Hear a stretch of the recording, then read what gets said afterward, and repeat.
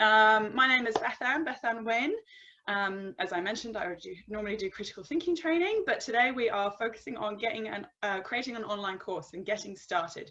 So this is assuming that you haven't previously done one. Before we get into it, I just want to do a quick acknowledgement of countries. So my name is Bethan. I grew up in Wales, the land of dragons, but I now live here in Perth, Majik Noongar land, where we meet today.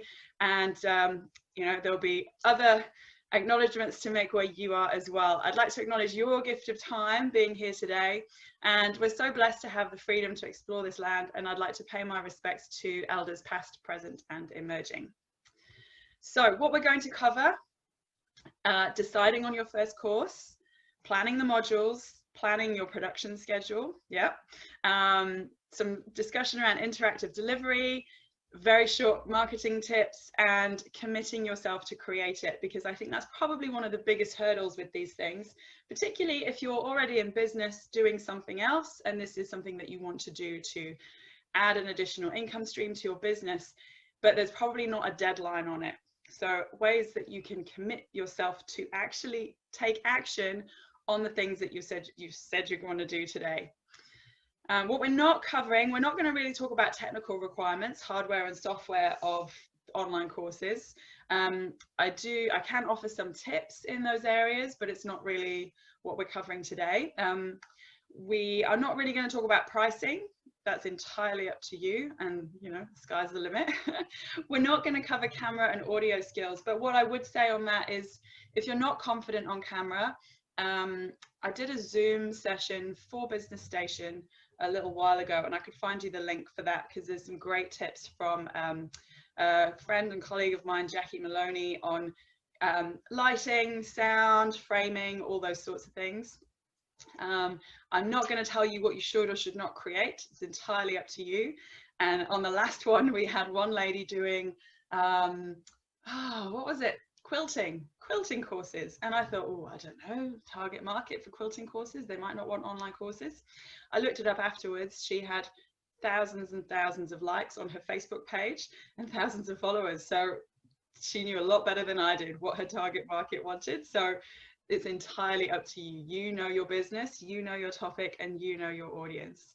And like I said, this is for people starting out with their first online course and wanting some help with the planning. So we've talked briefly about what your business is, and you can pop this in the chat box. It'd be great fun to see, but just to put you in a good mood, if you've come into this from whatever you've been up to this morning, it'd be useful to think, what makes you smile? So think about something that's made you smile in the last 24 hours, let's say. We've got 7 people in the room, so it'd be great to have everyone involved. I'm just going to stop my share so I can actually see the chat box. Something that made me smile, I laughed at myself earlier. I got swooped by a wattle bird, not a magpie. And how do you spell wattle? That looks strange, doesn't it? I laughed at myself. I was on my bike, and luckily there was no cars around, but I just had to laugh at how silly I felt because I screamed. So it'd be great if you could share something that's put you in a good mood, made you smile this morning. I know depending where you are in Australia, that will be impacting your day-to-day routines and things. It's been tough having people in from Melbourne recently. They're having a tough time. So, you know, even if it's just a good coffee this morning, or I don't know, I smile at when I have a really good avocado. So let's have a think. I'd love you to pop something in the chat box. Send it to all panelists and all attendees if you can. So Bill's popped just for me here. Picked up a yacht that had broken down yesterday afternoon. Oh, that's very good of you, Bill. For you, for your own personal use. And then Irene says to me, I laughed at the realization my daughter understands Google Maps better than I do. Oh, that's funny. Irene, how old is your daughter? I had to chuckle the other day. My son, my eldest, he's 6, and he was annoyed at me because I hadn't put Google Maps on, and he was saying, how will you know where to go? I said, I know better than the Google lady does. She's 9. Oh God, kids with technology, it's quite scary, isn't it? So Jeremy, if you want to pop something in, just because, you know, we get a bit bogged down on Zoom sometimes, it's nice to think about something that made us smile, made us happy, and put us in a good mood, because you're going to learn more. And we're up to 10 people in the room, so if you've just joined, pop in the chat box to all panelists and all attendees what your name is, where you are, what kind of business or what kind of course you want to get into, and we're just putting in something that's made us smile in the last 24 hours. All right, I'll leave that for the moment. I'll check back in shortly, but if you do it to all panelists and all attendees, then you can see everyone's answers. And I'm going to go back to my screen share so you know who on earth this crazy person is talking to you and why you should listen to me, I suppose. So as I said, I'm Bethan. I'm a critical thinking trainer. I help people with decision making, problem solving and communication skills. I've been in education for 15 years, first at schools, then at universities. I was at UWA for many years, and I now work with Curtin's engineering students. But I also do corporate training, so I know a bit about teaching and learning. I've created online audio and video courses for pretty much every single place I've worked, and currently creating an online video course for critical thinking for business as well. So yeah, done a lot about education. So that's why today we're focusing on kind of the structure stuff rather than the marketing stuff, because that's my forte. Why should you create a course? The global online education market is projected to grow 9.23% to reach a total market size of $319 billion in 2025, increasing from $187 billion in 2019. So there is a huge market out there. And obviously being online, as we've realized a lot this year, it gives you access to a lot more people. It is COVID proof. So we live in this age of the expert. And what I see a lot, particularly among your sort of millennial, Gen Z, whatever, is a lot of people lack confidence in their own abilities and own skills. So they will turn to an expert for help and advice in that area, no matter what it could, you know, everyone has all different problems in their life, and you might be the person with the knowledge and skills to help them solve it. People are time poor, and many have the money to solve their problems, so they're willing to sign up to something that they think will give them the answers they need. It's online, it's location flexible and pandemic proof.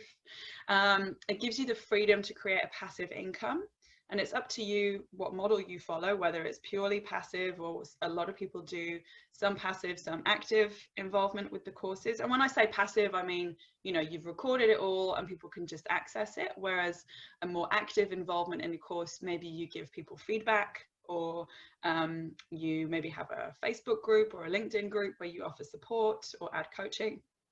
And at the bottom here, it says education is changing fast.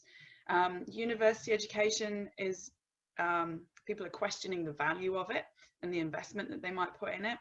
And you speak to anyone at any of the major universities, they're very concerned about the future.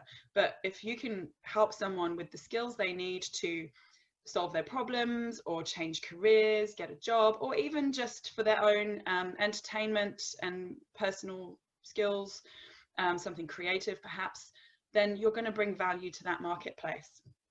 So that's why we want to be doing this. And you might be thinking, but I'm not a teacher. And it doesn't matter. Everyone is a teacher these days, and everyone can be a teacher. And that's what we're going to be looking at today, is just giving you a helping hand in some of the support and structures that you might need to create the course. I'm just going to stop this so I can check the chat box. Thank you everyone who's popped some things in there. So we have, I smile because I got a message from my friend say, be the reason someone smiles. Oh, that's nice. How beautiful. April from Brisbane. Hi. Sewing classes. You got to swoop by. Magpies are mean, man. I like birds. I don't like magpies. I'm more scared of magpies than sharks. My name's Ephraim. I would like to develop an online course, project management, great, and value in cultural diversity and inclusion. Fabulous. Thank you, Ephraim.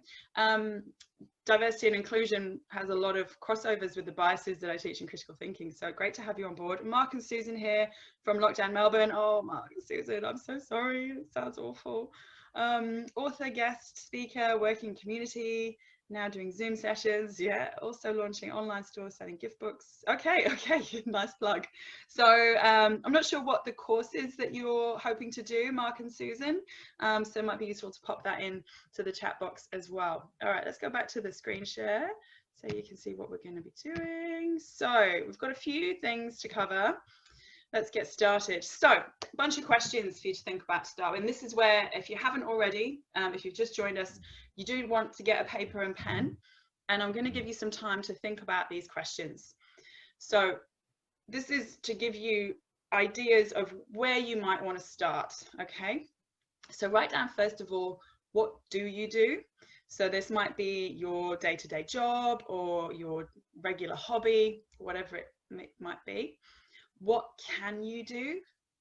So there's a thing called the Dunning-Kruger effect. We're all very confident in things when we first begin, but hopefully there's something where you've been doing it a while, or you have some skills, or perhaps it's an option, that something that you want to get into. So what could you do? It's the next one. What potential things are there? So hopefully from this we're getting just bullet points. Throw anything down there. This is just for your own use. So try and make a list, okay? What should you do? I'm not a fan of the word should, but perhaps there's something that's just really obvious, yeah? That you think, this would be a money spinner, this would be a great earner. What would you do? Up to you how you interpret that one. But what are the potential ideas there for you? What do you want to do? Perhaps there's something that you're not currently doing and you don't even have the skills in it yet, but something that you would like to do. An example of that, I know a lady here in Perth, she does parkour, so outdoor, running, jumping over buildings and stuff. She's only been doing it 3 years, because 3 years ago she said to herself, I want to do this. So she trained, she got good at it. It's quite a niche area, and now she's doing courses in that. What have you done in the past? So perhaps there's something that you put on hold for whatever reason. Just this morning I saw a friend who's she's retired, but she's been doing watercolors recently, which is something she did when she was much younger, before she got into her nursing career. And now she's retired, she's coming back to that and is making a business out of doing watercolors for people, doing bespoke watercolors, so on commission. And what do you get asked to do? Perhaps you've got a skill or some information. Maybe people ask you to, I don't know, offer them style advice, or ask them to help them with their tax return, or whatever it may be. So this should give you a big list of ideas, because sometimes you might have come on this call thinking, oh, I'm going to make this kind of course. But in fact, there might be something else that crops up today where you go, actually, I think this idea that I've just come up with might be way, way better.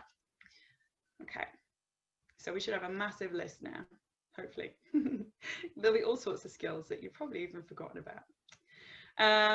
All right, so then I want you to cross off things you hate doing, people you don't enjoy working with. So for something they're like, I don't know, people ask you to do crafts with their kids, but you don't really enjoy working with kids, maybe, because not everyone does. Things at times that don't work for you.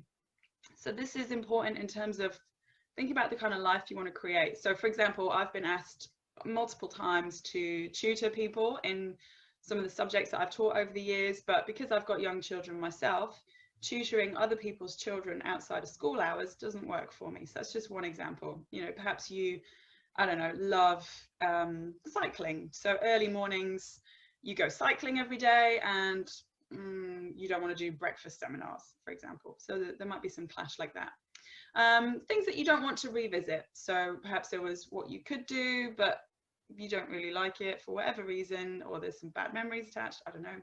Things that cause you a lot of stress.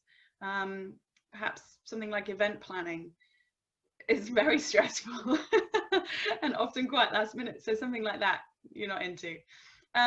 You can leave things in that are challenging in a good way. So if there's something there that you think you would really love to do, but it's outside your comfort zone, leave that on the list, because it's good to challenge ourselves. That's where behold the turtle, he only makes progress when he sticks his neck out. That's a nice quote, you know, about pushing our comfort zones and thinking about what will help us grow as individuals as well. Because when you're teaching someone else, it forces you to learn that topic really well. So the fact that you might not be a full expert in that area, it means that, you know, you could still grow into becoming an expert. Now, this is something from Grace Lever. She does some quite useful stuff on creating an online course. So I just want to give a nod to where I've got it from. On this table, we can put down our ideas and then mark ourselves based on our current understanding of how much experience we've got in a particular area, how passionate we feel about the topic, because, you know, you've got to convey some enthusiasm. If there's no passion for it, you're going to struggle. What resources you might already have, and then also how profitable it might be. So in this table currently, I've put down problem solving for corporate clients, something that I'm starting to do more of now, but when I'm trying to decide whether to create an online course, I'm like, well, experience, I don't have an awful lot of experience in the corporate arena, so I've given myself a 6. Passion for it, yep, it's kind of interesting. It's not full passion, because you go, you know, making more money for big business is not going to make you jump out of bed in the morning. My resources for it, I gave myself a 6, whereas profitability, I put a 9, because, you know, if you can get work with big corporations, they might pay more. Whereas here I've got critical thinking for students. If I wanted to create an online course in this, my experience in it, 10, 15 years doing, you know, teaching students. My passion for it, 10, you know, it's a bit more, it's a bit easier to muster enthusiasm for working with teenagers in my case. So think about for yourself, which ones are really exciting for you. Resources for it, 10, something that I've already got, whereas the profitability might be lower because people tend to spend less on themselves than a company would spend on developing their staff. So balancing them up at the end, they actually come out pretty similar for me. So it's more a question of which one do I want to go and create first. For you, pop down your ideas and then again, marks out of 10 for each one. And that will help you decide which should be your focus, because you probably have multiple courses in you based on your current level of experience, knowledge, skills. But what's important today is to figure out one that you're going to start with and to keep it simple, because if you've got 3 or 4 that you're trying to work on, you're just going to chase your tail trying to do 3 or 4 at once. Whereas if you've got one idea, you start with that one and you focus on that one, then you're more likely to deliver it. I hope that makes sense. So I'll give you a couple of minutes to do that. I'm just gonna, can I check my chat box while I'm doing this? Got a notification. Yeah, that's annoying. It won't let me share the screen and check the chat box.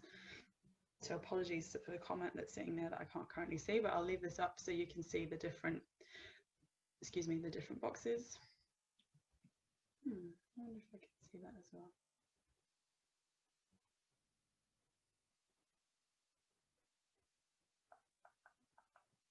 No. It won't let me see both. I can pause the share. Now let me see. All right, Mark and Susan. Painting like Van Gogh workshop. And how to self-publish your own book. Okay, so you got a couple of ideas, Mark and Susan. So that's what I mean when I say choose one that you're going to focus on. Let's resume the share.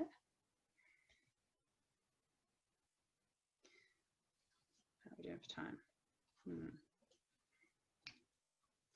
So hopefully you've got some ideas and you've got some marks out of 10 for each one. And there might be, again, you know, 3 or 4 that you think this could work. Choose one, just for today, just for now. You don't have to go with it forever, but just choose one that you're going to focus on for the rest of today's session. And then you can always come back, rewatch the replay on YouTube and go through and do the activities with the rest. So choose one for today. We're going to skip through. Okay, so you have a topic. Now we need a plan. Where are your clients now? Where do they want to be? How can you get them there? What skills and knowledge do they need? And how can they practice these? Keep it simple. So ask yourself, if somebody was to buy the course that you've chosen, let's say, for example, a friend of mine wanted help to create a course to help people pay off their mortgage before they're 40 or within the next 10 years, whatever it may be. So where are they now? They're probably, in that context, a bit confused about money, perhaps a bit disorganized. They are dreaming of being debt-free. They are excited at the prospect. Where do they want to be? So where are they now? They're in debt as well, which is a key point here. Where do they want to be? They want to be debt-free. They want to be mortgage-free. They want to be financially free. So think about the picture that you will be painting for your clients, what they will have when they finish the course. And it's useful to think about how will they be feeling at the beginning. So perhaps in this case, they'll be feeling hopeful, but a bit confused. They're feeling overwhelmed perhaps. And then they feel like once they're finished, once they're debt-free within 5 years, they'll be relieved, they'll feel happy, proud, lots of different feelings. So I'm asking you to think about the feelings a little bit here, because when it comes to marketing things, if you can bring in that emotional side and tap into how people are feeling and show that you understand how they're feeling, that's going to help you sell your course as well. So how can you get them there? We need to get them from A to B. What are the skills and knowledge they need? So not what do you have in your toolbox, but what do they need? Keep it simple. There'll be skills, there'll be knowledge, there might be some attitude changes that are required.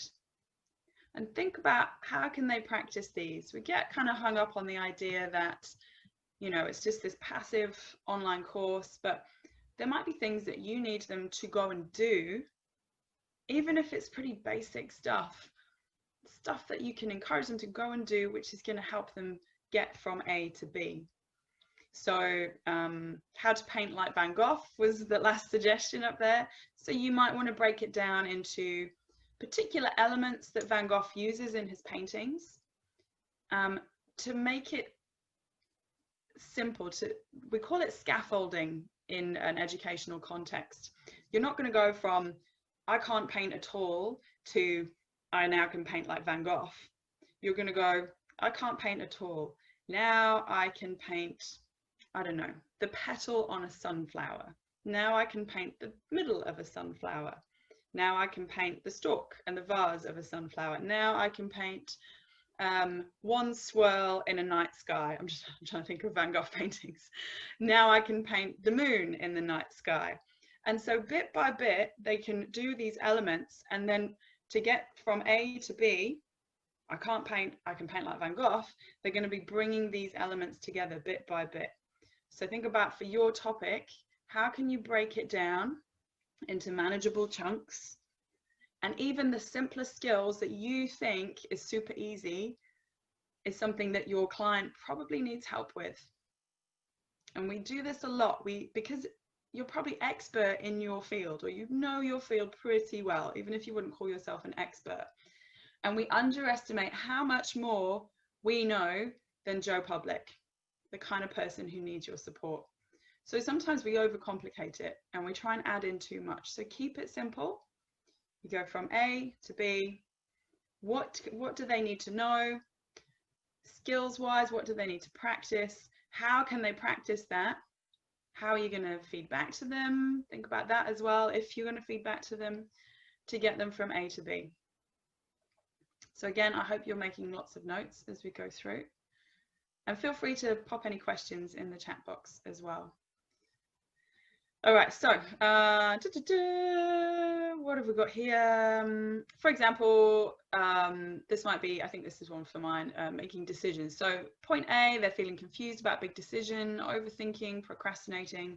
They're feeling stuck and disempowered. So knowledge and tools along the way might be, so this is from my courses actually, yeah. Mental models, frameworks, critical thinking basics, journaling prompts, getting them to know their own values, understand their gut feelings. Some of the skills that we work on is applying these to practice situations and real situations until they feel confident using them. And so by the end of a critical thinking course or workshop, they might have made some big choices and they're feeling confident and empowered about those. They're feeling in charge of their lives and tapped into their own values and gut feelings. And that's often, that word feeling empowered and confident is often what we want people to take away in terms of how they're feeling at the end of the course.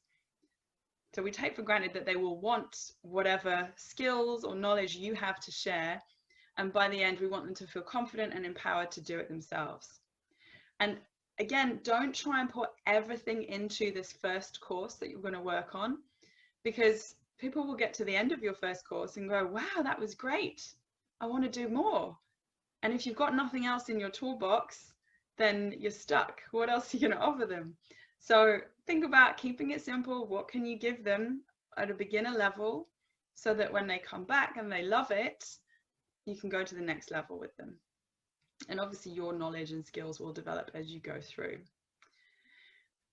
Looking at your list now from A to B, try and think what might be 5 or 6 milestones along the way. So I'm just going to pause the share briefly. So I think just bear that in mind, the 5 or 6 milestones, just so I can check in what we have in the chat box here. So for example, what courses are we creating? So Jocelyn's raised a hand. Jocelyn, I'm not sure what I need to do to you want to ask a question, you can pop it in the chat box, or the Q&A doesn't have anything in there, so you can just pop things in the chat box for me. I'm just checking on that now. But thinking about Jeremy's doing 3P software, Microsoft Access database developer, you're creating a series of tutorial vids. Okay, so oh gosh, Jeremy, right, you got me a bit stumped. So if it was a tutorial about for people trying to use Access to create their own databases, so you might want to think about what is 5 or 6 milestones that they would need in order to get confident in using the database, for example. So there'll be some key tools that will be your key milestones. I've picked one I don't know enough about to give you concrete examples of that, but I'm thinking, you know, if you were trying to get someone confident using, I don't know, Word, then you would say, okay, let's look at fonts initially, let's look at I don't know, layouts, let's look at how we use images, key skills around formatting, and the basics of, I don't know, how to save documents, for example. So think about, for your course, 5 or 6 milestones that will work along the way. Make sure that they progress logically, and don't be afraid to leave things out. Less can be more, and you don't want to overwhelm the client.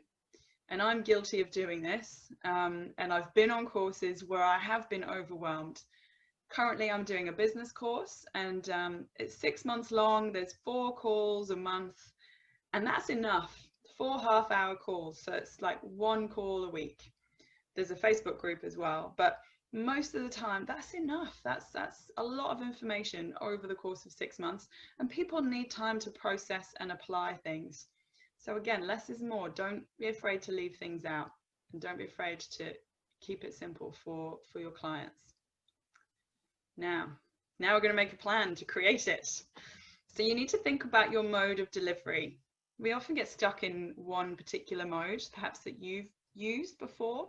There's pros and cons with everything. So perhaps for your video, you think, oh, I have to do perhaps a Zoom presentation for each one, but actually Zoom's kind of tricky for people to process if they're busy out and about. You have to sit down and watch Zoom, or watch a video, a YouTube presentation. Whereas some people really like audio, because, you know, they can listen to it like a podcast, they can listen to it while they're doing something else. So some of your information might be very detailed. It might be worth doing a video, because if you want them to see, you know, perhaps if you're showing someone how to use particular software, then it's useful to see it happening in real time. Whereas if you've got an audio, it might be some more general reflective things that you want people to think about. Particularly if you want to paint like Van Gogh, then seeing seeing the video would be useful, but some of your topics might well work on audio as well. And again, do you want your face on or do you want screencast? What I've done previously is my office is full of whiteboards, so I can use things like this, or I've got a whiteboard on the wall, which I use in the background sometimes, or even having,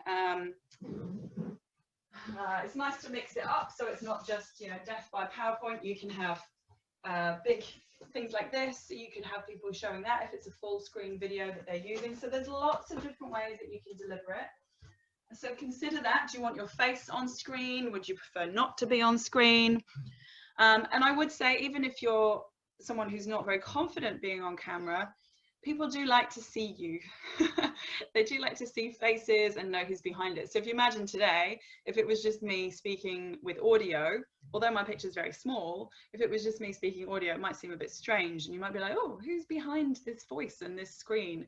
So I would suggest that you do some stuff face on camera, or if you're using Facebook groups as a support, for example, then doing lives and things like that in there, even if they're just really short. People do like, particularly with small business, to know who's behind it, and it develops that relationship with the other person. They feel like they know you. You want to make notes for each of your sessions. So you've got your 5 or 6 milestones now. So think about, within those 5 or 6 milestones, what are the key things that you'll need to cover? And again, keep it simple, don't overwhelm your clients. Something simple delivered well is always going to be better than something complex that you kind of overthinking, you've overthought and overcomplicated stuff for them. Just give them exactly what they need, and that'll be enough. You might want to make a PowerPoint presentation, or Prezi is quite nice, or something to support the delivery. And even if you do audio, what I've done previously is record the audios and then have a PowerPoint file which goes with that. So if they want to review some of the key areas, then it's written down for them rather than them making all their own notes. Another nice thing is, you know, if you're doing it via Zoom, you can also use a whiteboard or an online whiteboard. I'll just show you very quickly. So even on here, if you want to use Zoom to record your stuff, you can pop a whiteboard in there and draw your things. Hopefully you can see that, and make notes while you're talking as well. So even if you've not prepared a PowerPoint for each one, this is a way to mix it up. It's kind of nice.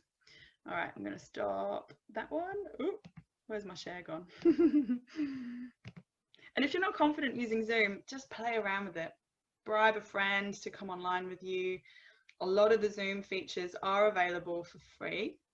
So things like the chat rooms, stuff like that. You might want to incorporate some live sessions as well as some pre-recorded sessions. So there's lots of stuff you can do.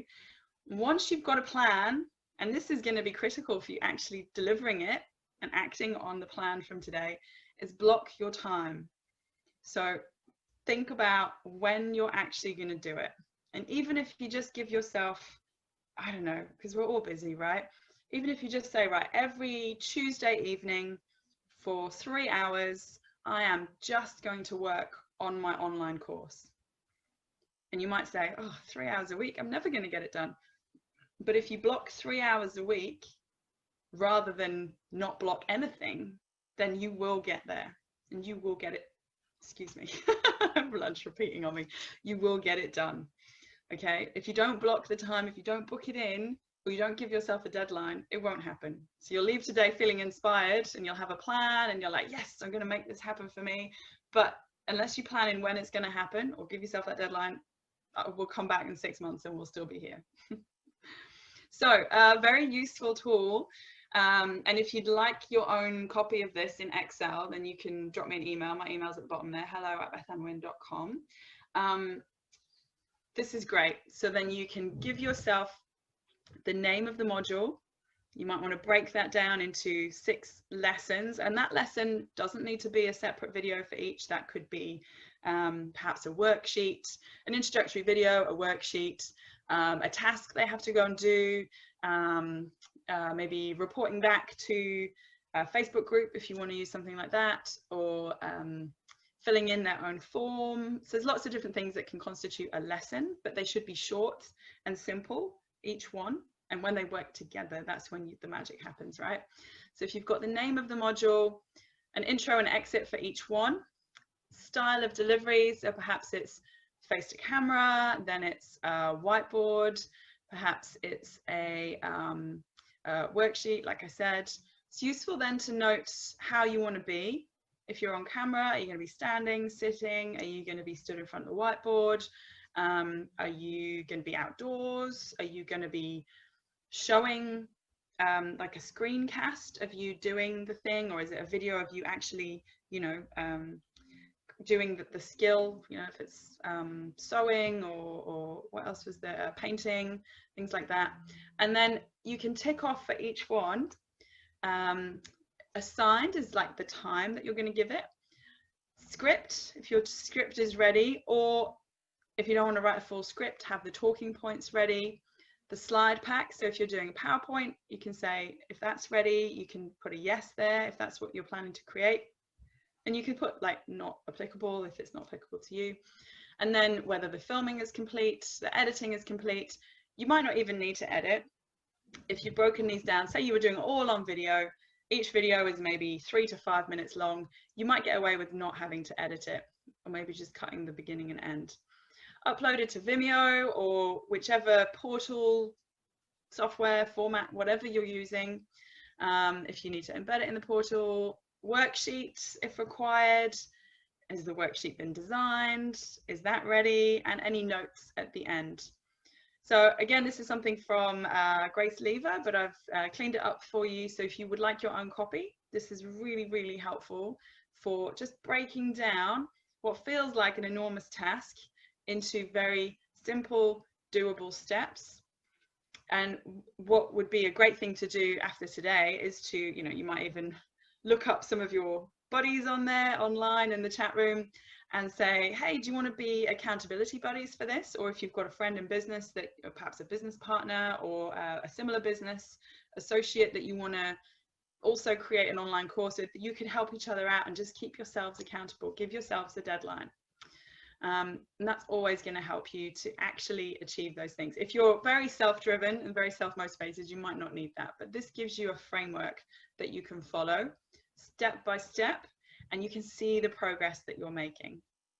So as I said, you can drop me an email, or what I did last time was collect emails at the end, so I can send it out to you that way as well. Okay. All right, so ways to find your commitment. What some people suggest you do is to sell the course and then fill it and then actually create the course. So today you could go onto whatever platforms you're using, how you communicate with your customers, put a poster in the window of your shop, whatever it is, and say, okay, the course is starting in 4 weeks' time. You have a plan, you've already just written one, so you can tell them what the plan is. And come hell or high water, if anybody signs up to that course, then you know in 4 weeks' time it will be ready. It's a very good way to make yourself do the work. You might want to make a bet with someone to say that you're going to do it. One of the things I find very motivating is my mum, bless her, sometimes doesn't believe that I'm going to do the things that I set out to do in business and in life. So when she said to me, I used to do triathlon, she said to me, oh, I don't think you can swim in the sea in Llandudno in North Wales, where I'm from. So damn straight, I made sure that I went and I did the triathlon that involved swimming in the sea in Llandudno just to prove my mum wrong. So perhaps if you're the kind of person that's motivated by that, have a bet with someone that you're going to do this thing. As I mentioned before, find an accountability buddy. Another way you could do it is to sign a contract with yourself. A nice thing to do is to put something in the post, so it will come back to you in a few days and you can check whether you've done the thing that you said you're going to do. There's a great website as well called Stick, S-T-I-K-K, where it sort of checks in on you, and you can even bet on yourself. So if you don't want anyone to know that you're wanting to create this course, then that's a great tool to sort of have a little secret bet with yourself that you're going to do the thing that you say you're committing to do. And then finally, blocking time, like I mentioned, so either early morning or late at night, a time that you know that you won't be disturbed and you won't have those other things popping up. Because, you know, let's be honest, as the picture shows here, you've got your beer and pizza, or you've got your weights on the other side. We do find it difficult to stay motivated on something, even if we know that creating an online course could potentially give you, each one of you, the financial freedom that you are looking for and the change of business that you'd really like. Getting that motivation and keeping and maintaining the momentum can be really difficult, but the first thing to do is to start. So right now, while you're watching, it'd be useful to pull out your calendar and set yourself a time when you're going to do the follow-up work for this. So you're watching right now, you've got some ideas, you've got a bit of a plan now as well, hopefully. But if you set yourself, what day are we on now? Tuesday.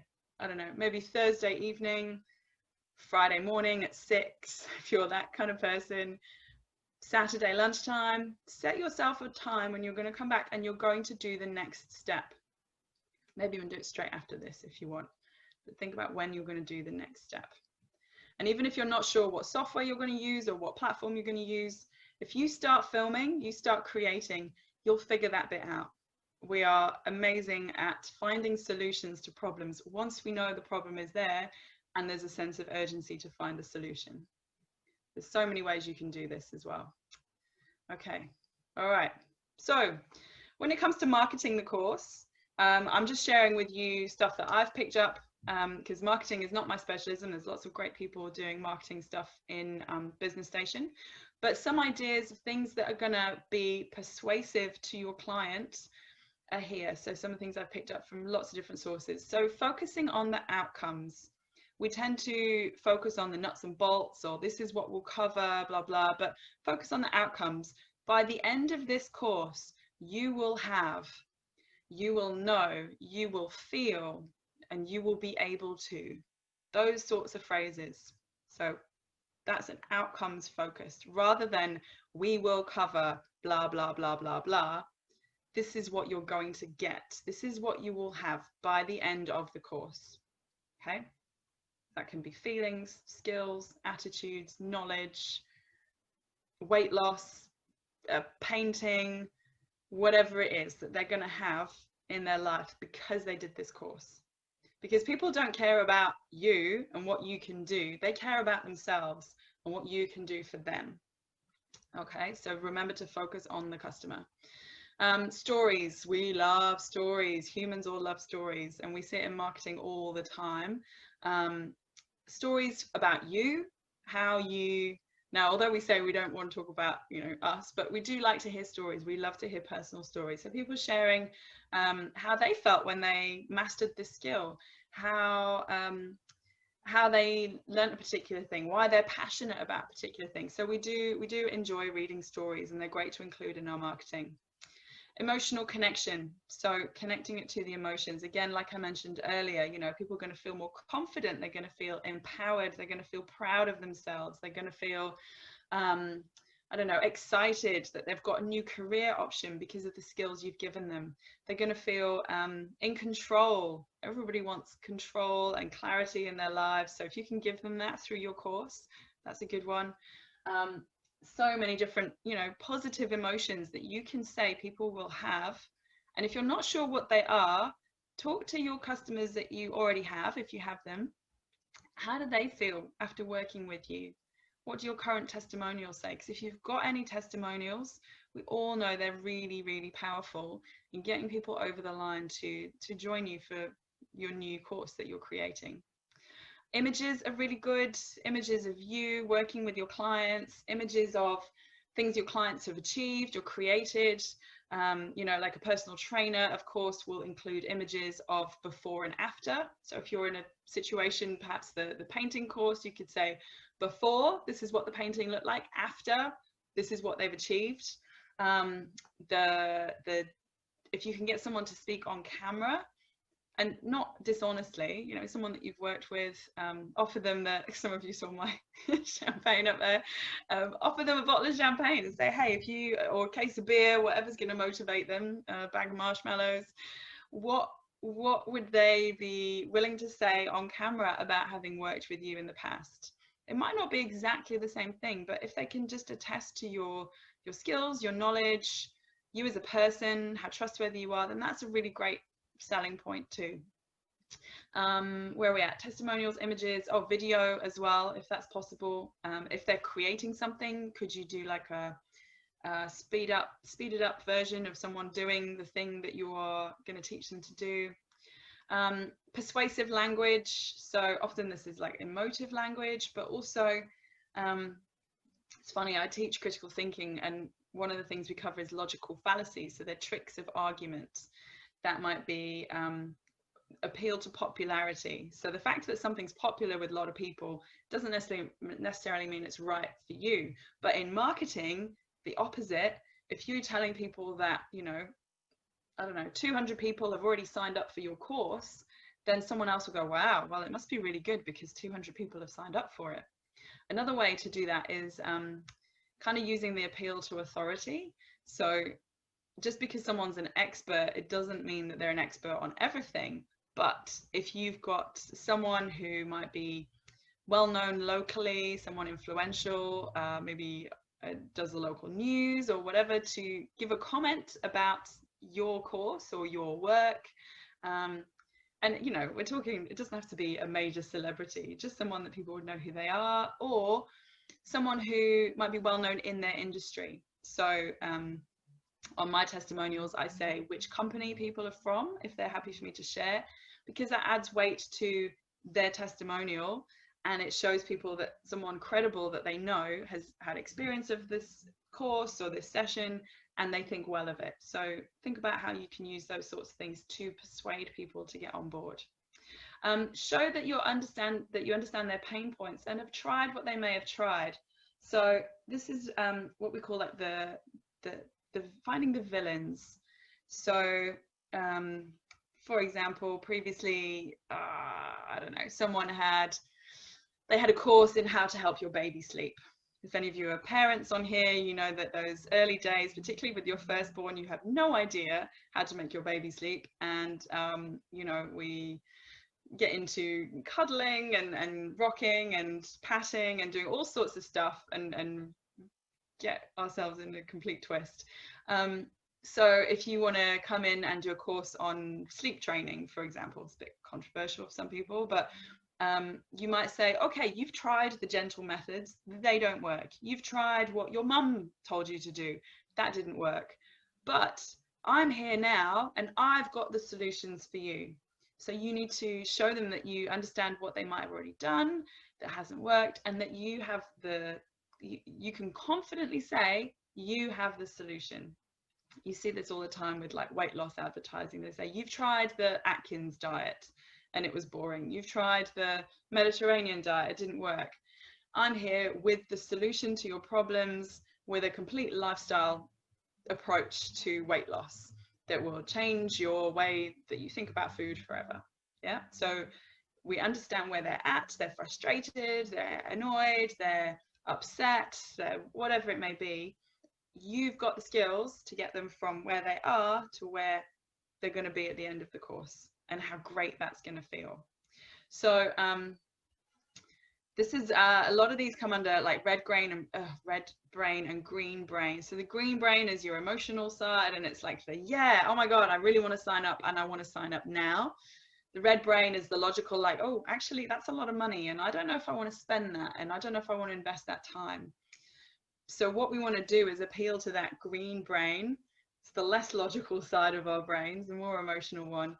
And what we can do to add to that is putting things like a deadline on the sign up, or saying that it's a very limited time special offer. And you'll have seen these things happening a lot, and you've probably fallen prey to these kind of techniques, but they work, and that's why people use them. It depends what you're selling as to how much you want to go down that path, but it's useful to be aware of these sort of sales tips and tricks. So that's why people are like, oh, you know, limited time special offer, it's going to run out on Friday, there's only a few tickets left. Those sorts of phrases really trigger people to take action, because what you'll find is a lot of people will say, hey, that sounds like a great course, that's a great idea, but you want them to actually act on it, because we're all so busy. There's so many messages all the time coming at us. You want someone to see it and to know that they need to act soon in order to secure their place. If you say, oh, don't worry about it, sign up whenever means never. They're probably not going to. So you need to create that sense of urgency if that's the kind of thing that you want to work on. All right, so use your existing networks initially, but you're probably going to want to build new ones. And as you figure out who your target market is, who's your ideal client, then that will develop and you will start to get more contacts in that area. But think about where they are. And this will take time. You might already know who your target client is. You might already be working with them. But if you're kind of new to it, when I first started, I was like, right, I like Instagram. I'm going to do a lot of stuff on Instagram. And I was finding over time that actually the kind of people who were looking for critical thinking for business were actually on LinkedIn, and they weren't actually that active. So I had to go and seek them out and find them and contact them myself. So think about how you can reach your target audience. You might even want to do an ad in the local paper, ads on the radio, whatever it may be. So think about where they are, where are they going to see your information? Is it a very local thing? Even if it's online, you could do it locally. So yeah, there's a lot that you can unpack with all the marketing stuff. Okay, so how are we going for time? Yes, oh gosh, yes. So thank you very much for your time today. As I mentioned, I'm on a mission to help people think critically, decide confidently, and live aligned with their values. So I work with businesses of all sizes, schools, universities, not-for-profits, and government agencies. I value learning, fun, sustainability, community, and equality. That's my website and contact details there. So if you do have any questions or if you're interested in any of that, feel free to drop me a line. But I am really interested in you guys now. And any questions that you have.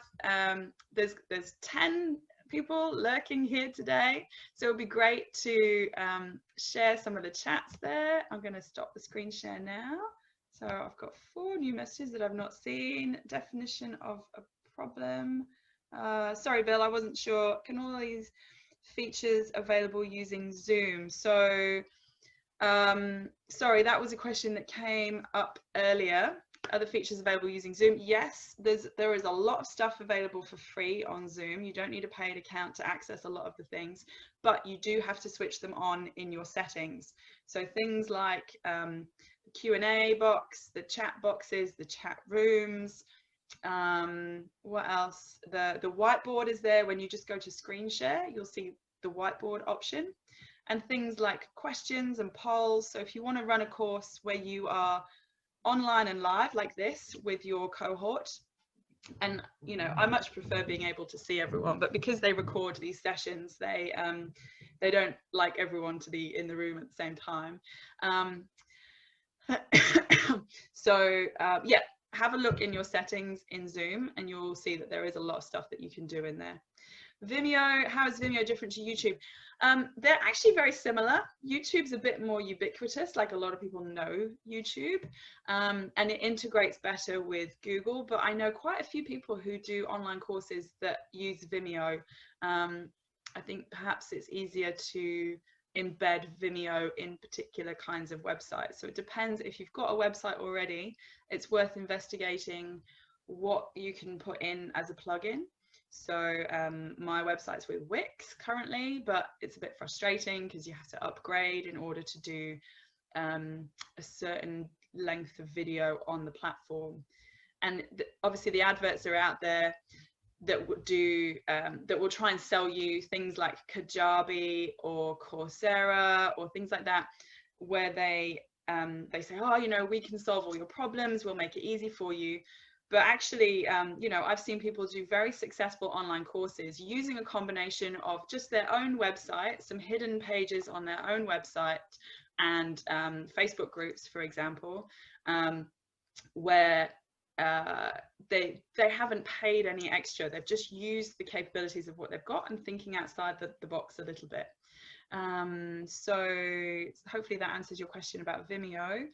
But it's worth just having a play around with it and just try it out. You can always, you know, if you upload stuff to Vimeo and actually you go, oh, I don't like it, I prefer using YouTube, then you can always just shift it over, as long as you keep the copies yourself, the kind of not the hard copies, the original documents, the original files. Okay, so thanks, Phil. Yeah, the Great Orme in Llandudno. Great Orme's pretty cool. What's your view on Udemy as a beginner? Okay, so that's a good question. The advice that I've been given in terms of things like Udemy, and so Udemy is a platform where they have lots of courses hosted, and people can pay to access lots at the same time and that kind of thing. If I haven't used them myself, but what people have suggested is to put like a little starter course on there so people can find you. And then if they want to learn more about your topic, then they can come and do your main course, if you like, through you directly, because those bigger platforms tend to just randomly offer big discounts. You don't have as much control over your stuff. And I've seen people complain about, you know, they've put their things up there, Udemy's discounted their course to like 20 bucks. Someone's come and done their course and then just basically ripped off all their ideas and their IP and copied it and delivered it on Udemy at a discounted price. So you lose a lot of control if you do it through Udemy, but it does give you access to a bigger market of people who are already out there looking for courses. So I hope that's helpful. Again, I use a little decision-making matrix, and I would recommend you think about this. Let me see if I can find a copy. All right, so it's on here. How reversible is something and how consequential is it? So something like, should I try Udemy or should I try Coursera? Give it a try. You can always go on the platform for a bit, invest some time in it, and then actually you might say it's not for me, or perhaps you'll try it and you get 20 new clients and you say, actually, that was worth it. But you don't know until you try for yourself. And it really depends on your topic as well. Are you doing another C19 webinar? Yes. October 7th, I'm doing one on, what is it? Oh, effective communication. I've forgotten for a minute there. Yeah, so there's one on effective communication, or you can look through. So I've run this previously. It was a bit more interactive last time. I had a smaller group, a lot more questions coming up. So you can watch the previous version of it as well, but it's all the same content. The best way to be paid for a course, April. Remind me, April, what was your topic? April. Where have you gone, April? The best way to get paid for a course, Brisbane sewing classes. Okay. This is an interesting one, because something like sewing, you might feel like you need to do face-to-face with people, but obviously right now you can't. So yeah, I don't know. There's many different ways you can do it. If you just wanted to do like a one-off session to try, and that's something that I've done a lot with my courses personally, you can set up Calendly fairly efficiently and easily. I think you just sign up for a month. You can attach your Stripe to that, so then you book in a class in Calendly, so that's, people can book straight into it. You can set up Stripe payments and do it that way, or I've also used Humanitix. Humanitix is quite useful, or Eventbrite, or any of those sorts of ticketing platforms. I like Humanitix because the booking fee, some goes towards education, that fits my values personally, but they all integrate with Facebook as well. So if you've got Facebook for business, then that's quite useful. And then you could deliver it online via Zoom if you want to be doing it, you know, live, and then you could record that and just pick out the bits where you're speaking, or choose different sections, chop it up. And what might be an hour, you know, like today, face to face, if I really wanted to, I could go away and take, you know, each of those 6 steps, just cut to the bits where I'm speaking, or re-record them if I wanted to be a bit cleaner, put them online, and then say, you know, I think if it's pre-recorded, people aren't as willing to pay as much, whereas if it's live, people get more value from it because they know they're going to do it. But yeah, just April, I think just give it a try. So think about, what are the outcomes? What are you going to be teaching people? What steps is there going to be in your course? And this is where you know, earlier I talked about advertising the course first before people sign up, and then it forces you to make it. It also means that you don't waste time creating something that people might not buy. So that's a good way to test the market. It takes a bit of balls, and I'll be honest, I haven't done that myself, not completely. I've sort of half created a course and then started selling places. But yeah, it's all about experimenting, and you know, it takes courage to do that.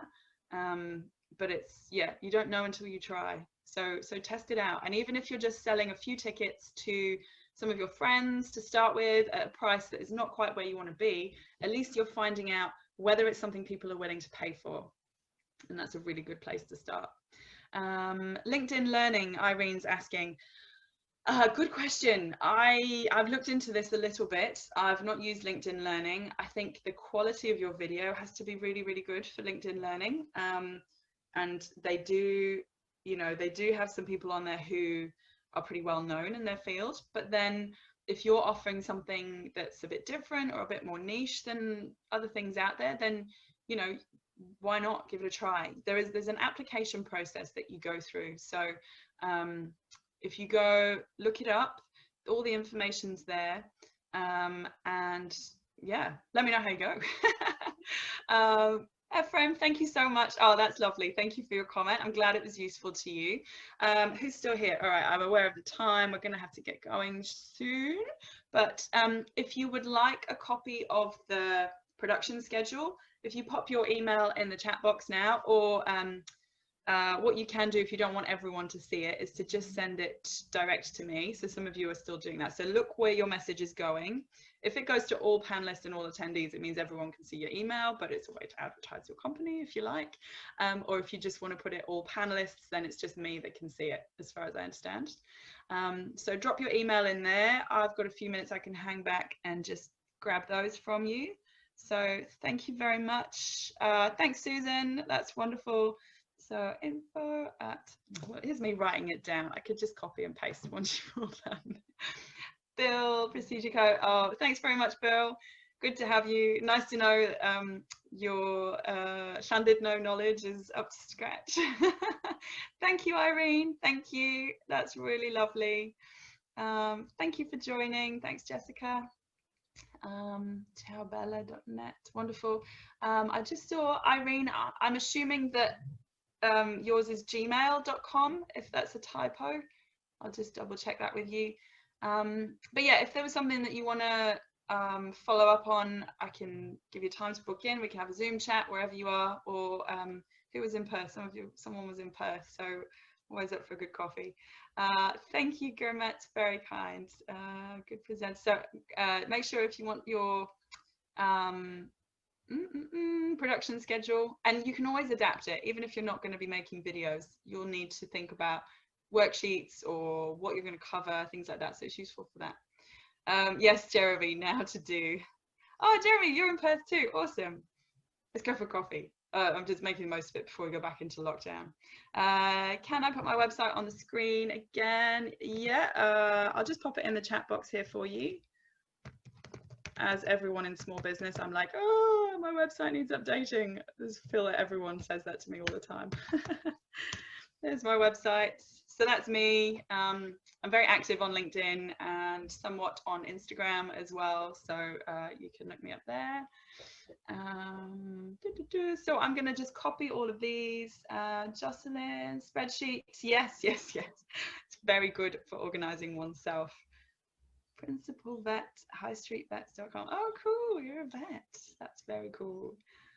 It's always wonderful to see all the different things people are up to, and anyone, no matter what your specialism in, can make an online course. I was even considering doing an online course, or looking for one, to do my daughter's hair, because I'm terrible at braiding, and you might think, who the hell would do that? I would. It was the right price. If anyone wants to do that from today, then there you go, there's another business idea. If you're very good at doing different kinds of braiding or styling very small people's short hair, because we have some events coming up, I'm like, oh, she looks like a rat's nest. Anyway, but yeah, you never quite know what the problems are that people have that they would be willing to pay you to help them through. Oh, there you go, Irene. Yeah, tell your friend. Yeah, and then tell her to email me. Okay, so I'm just hanging back to grab the email addresses.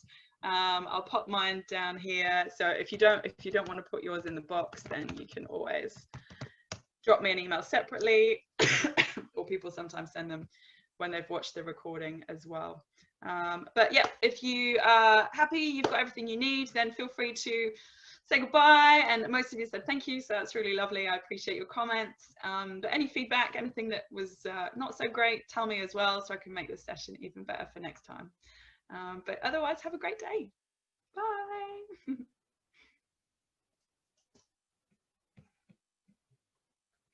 Bye, Susan. Thanks, April. Let me make sure I've got everyone's emails. I'm going to copy those over.